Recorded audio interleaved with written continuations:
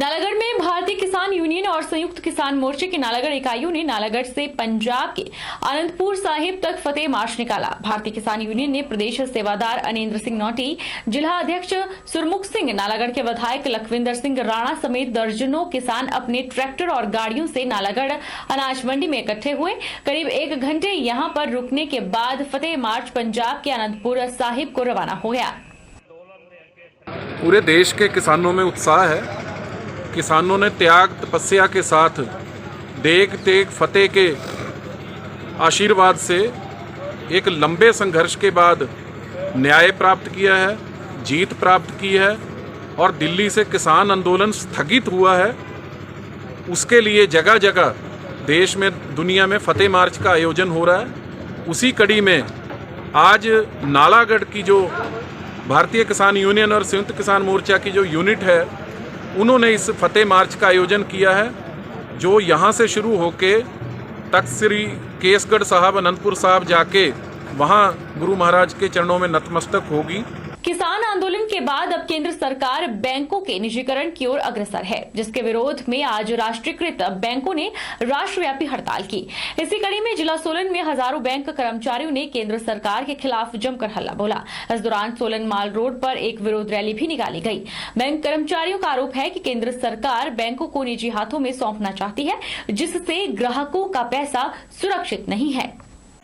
किसान आंदोलन के बाद अब केंद्र सरकार बैंकों के निजीकरण की ओर अग्रसर है, जिसके विरोध में राष्ट्रीयकृत बैंकों ने राष्ट्रव्यापी हड़ताल की।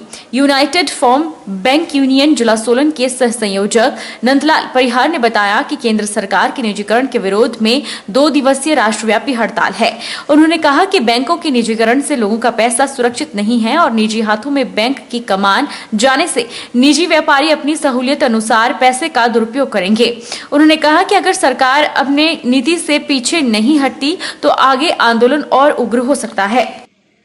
United forum of bank unions के बैनर तले आज राष्ट्रव्यापी हड़ताल पे हैं सारे बैंक कर्मी जो है लगभग 10 लाख बैंक कर्मी जो है आज पूरे देश में राष्ट्रव्यापी हड़ताल पर है।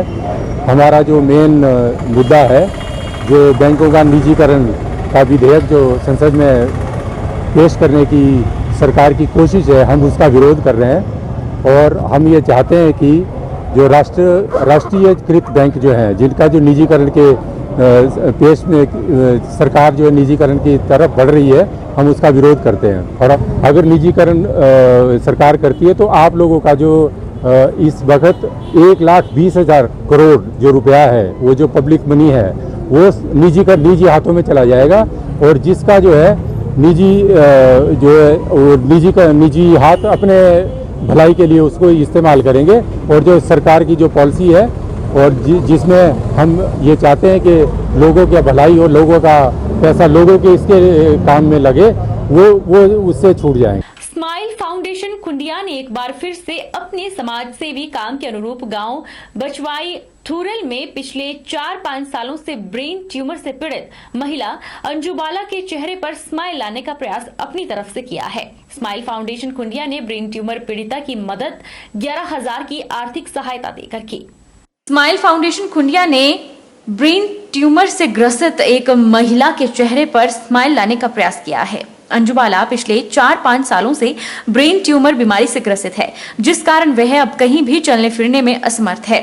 उनका इलाज पीजीआई में चल रहा है और घर परिवार इस समय आर्थिक तंगी से जूझ रहा है। इनके पति दिहाड़ी मजदूरी करके गुजर बसर कर रहे हैं और इनके 2 छोटे बच्चे भी हैं। ऐसे में स्माइल फाउंडेशन खुंडिया के सदस्यों ने इनके घर जाकर 11,000 रुपए की आर्थिक मदद की और प्रशासन और इलाका वासियों से पीड़ित परिवार की ज्यादा से ज्यादा सहायता करने की गुजारिश की है, ताकि अंजू बाला फिर अपने पैरों पर खड़ी हो सके। उधर पीड़िता अंजू बाला ने बताया कि उनका इलाज पीजीआई चंडीगढ़ में चल रहा है और लंबी बीमारी के कारण उन्होंने लोन भी ले रखा है, लेकिन सरकार और पंचायत की तरफ से उन्हें कोई भी मदद नहीं मिली है। वहीं स्माइल फाउंडेशन खुंडिया सदस्य विक्रम ठाकुर ने बताया कि बीमार महिला अंजू बाला को स्माइल फाउंडेशन की तरफ से 11,000 की आर्थिक मदद पहुंचाई गई है और सभी से अपील की है कि इस परिवार की मदद करें। और मैं बहुत बीमार हूँ, मेरे इलाज को 3 साल से ऊपर हो गया है और मुझे रेफर किया गया है पीजीआई में। लेकिन हमारी पंचायत ने कोई सहायता नहीं की। हमारे इनकम का कोई सोर्स नहीं है। मेरे सास ससुर बूढ़े हैं और 2 छोटे छोटे बच्चे हैं और मेरे पति भी दिहाड़ी मजदूरी करते हैं। मैं आपको बताना चाहूंगा कि आज एक बार फिर स्माइल फाउंडेशन अपने कार्य के अनुरूप गांव भिल्ला बछवाई, जहां पे अंजू वाला नामक एक महिला जो कि पिछले 4-5 सालों से ब्रेन ट्यूमर की जो बीमारी से ग्रसित है और चल फिरने में असमर्थ है, और उनके पति जो कि दिहाड़ी मजदूरी लगा के दिहाड़ी मजदूरी का कार्य करते हैं और अपने परिवार का पालन पोषण करते हैं। और इस परिवार के बारे में स्माइल फाउंडेशन को जब पता चला तो स्माइल फाउंडेशन के सदस्यों ने उनके घर जाके उनकी 11,000 रुपए देकर आर्थिक सहायता की है, तथा और भी सहायता का आश्वासन जो है स्माइल फाउंडेशन के सदस्यों ने दिया है।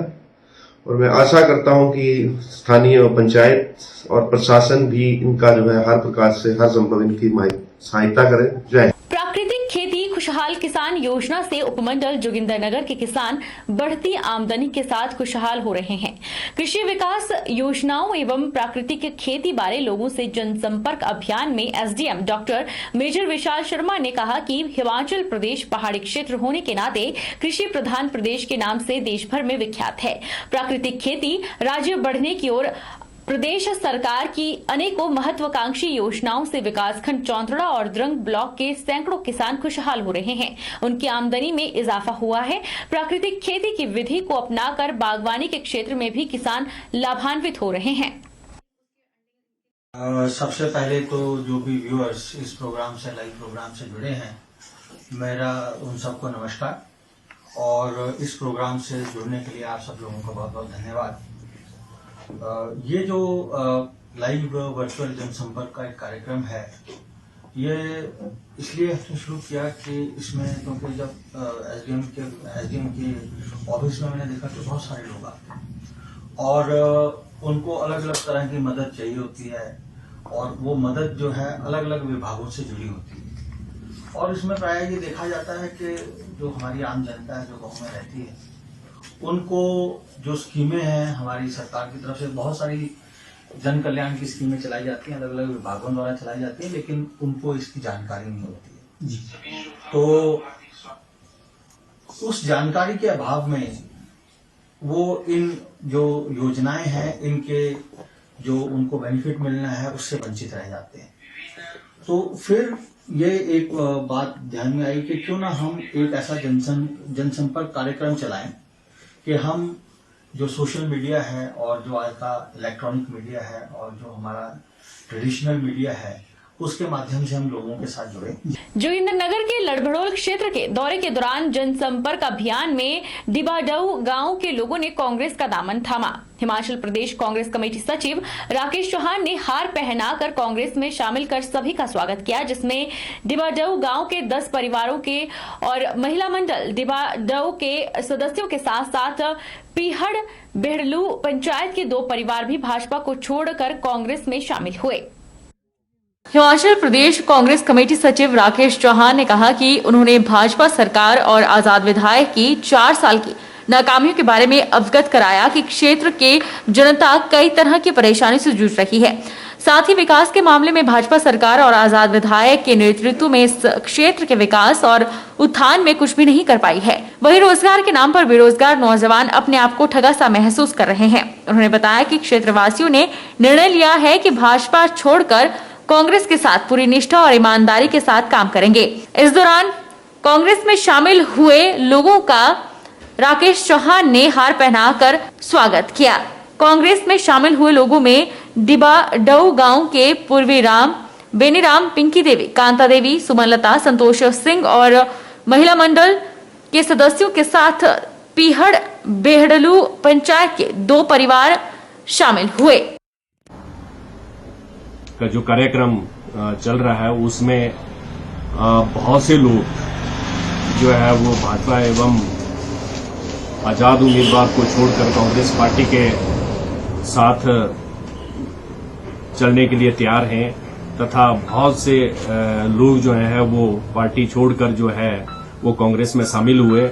इस दौरान लोगों ने अपने क्षेत्र की समस्याओं को उठाया कि जब से भाजपा सरकार बनी है, विशेष तौर पर जो है लड़भड़ोल क्षेत्र जो है वो पिछड़ता जा रहा है विकास के मामले में, तथा जो मूलभूत सुविधाएं मिलनी चाहिए थी उसमें पिछड़ता जा रहा है। विशेष तौर पर अगर देखा जाए तो एक लड़भड़ोल क्षेत्र के साथ बहुत बड़ा अन्याय होता जा रहा है कि जहां लड़भड़ोल क्षेत्र की जनता को जो है 108 की सुविधा से भी वंचित रहना पड़ रहा है। किन्नौर, रामपुर और आसपास के इलाकों के पूर्व सैनिकों, वीर नारियों और स्थानीय लोगों के लिए स्वास्थ्य जांच शिविर आयोजित किया गया। इस दौरान रक्तदान शिविर का आयोजन भी हुआ। शिविर में पूर्व सैनिकों की समस्याओं को सुनने के साथ वीर नारियों की हौसला अफजाई के लिए सम्मानित किया गया। शिमला जिले के झांकड़ी स्थित मिलिट्री कैंप में पूर्व सैनिकों, वीर नारियों और स्थानीय लोगों के लिए एक स्वास्थ्य जांच शिविर का आयोजन किया गया। इस दौरान पूर्व सैनिकों और वीर नारियों को आ रही विभिन्न समस्याओं को भी 136 इंडिपेंडेंट इन्फेंट्री ब्रिगेड ग्रुप के कमांडर प्रदीप मेहता ने समस्याएं सुनी, उन्हें समस्याओं के समाधान का आश्वासन दिया। इस शिविर के दौरान विभिन्न रोगों की मुफ्त जांच की गई और दवाइयां भी मुफ्त बांटी गई। इस दौरान रक्तदान शिविर का आयोजन भी हुआ। ब्रिगेडियर प्रदीप मेहता ने बताया कि स्वास्थ्य शिविर के आयोजन का मकसद दूर दराज में रह रहे पूर्व सैनिक और वीर नारियों को बेहतर स्वास्थ्य सेवाएं प्रदान करना है। शिविर के दौरान पूर्व सैनिकों और वीर नारियों ने कैंटीन से संबंधित समस्या और अन्य पेंशन संबंधी मामले भी सामने रखे और भविष्य में इस तरह के कैंप आयोजन की मांग उठाई। इसके साथ झांकड़ी ECHS में चिकित्सक की तैनाती की मांग भी उठाई गई। इस दौरान वीर नारियों को कंबल देकर उन्हें सम्मानित किया गया ताकि उनका हौसला बना रहे। यहाँ झांकड़ी में 136 इंडिपेंडेंट इन्फेंट्री ब्रिगेड ग्रुप की तरफ से जो है एक वेतन सहायता केंद्र के माध्यम से एक्सेसमैन की ग्रीवेंसेस को सुनने के लिए कैंप का आयोजन किया गया, जिसमें मेडिकल चेकअप वेतन का, जिसमें वीर नारियों को सम्मानित किया गया। 136 इन्फेंट्री ब्रिगेड के ब्रिगेड कमांडर मेहता साहब ने वीर नारियों को कंबल आवंटित करके उन्हें सम्मानित किया गया। आज हमारे ब्रिगेडियर प्रदीप मेहता साहब जो कि अभी न्यू पोस्टेड आए हैं, उन्होंने आज मेडिकल कैंप का आयोजन किया है। इसमें हमारे पास काफ़ी सारे भूतपूर्व सैनिक, विडोज़ और डिस्ट्रिक्ट शिमला के, रामपुर के काफ़ी सारे लोग आए थे। माननीय कमांडर साहब ने इनको ब्लैंकेट्स प्राइज देकर बहनों को नवाजा है, उसके लिए हम उनका बहुत। वक्त तो चला है छोटे से ब्रेक का। ब्रेक इस बार फौरन लौटेंगे, आप बन रही हमारे साथ।